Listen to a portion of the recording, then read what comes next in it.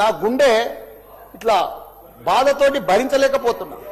ఎందుకంటే జవహర్ నగర్ అనే ప్రాంతము నా గుండెకాయ.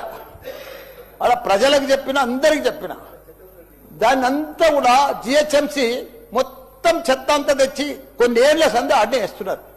పర్లే వేస్తున్నారు, అది కాంగ్రెస్ టైంలో సందే వేస్తున్నారు, ఇప్పటిదాకా కూడా వేస్తూనే ఉన్నారు. కంటిన్యూ కాంట్రాక్ట్ ఉంది వేస్తున్నారు. మీ దాంట్లోనే కంటిన్యూషన్ అని చెప్తున్నా. నా జర ఓపిక పడతాను, నీకు దండం పెడతా.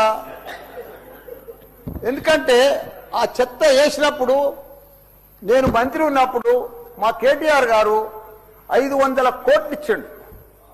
చెత్తతోటి కరెంటు తయారు చేసే ఉత్పత్తి ప్లాంట్ ఆడ తయారు చేసినాం. దాన్ని అది కాకుండా 144 కోట్లతోటి క్యాపింగ్ పెట్టిన, మొత్తం మట్టి పోసి గడ్డి పెట్టి అది గుట్ట లెక్క తయారు చేసినాం.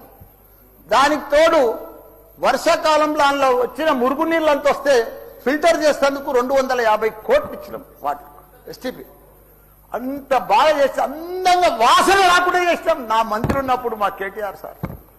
అటువంటిది ఇప్పుడు 2 సంవత్సరాలు 4 నెలల సంది భరించలేము. కొత్త గుట్ట చెత్తకుండి తయారు చేసిరు, కొత్తది ఒకటి. అది రోగాన బారి పడుతున్నారు. వాటర్ల పొల్యూషన్, గాలిల పొల్యూషన్, భూమిల పొల్యూషన్, మురికి నీరు ఉండలేక 2 లక్షలన్నర ప్రజలు ఉంటున్నాడు. దయచేసి అన్నా శ్రీధర్ అన్న, నువ్వంటే నాకు చాలా అభిమానం.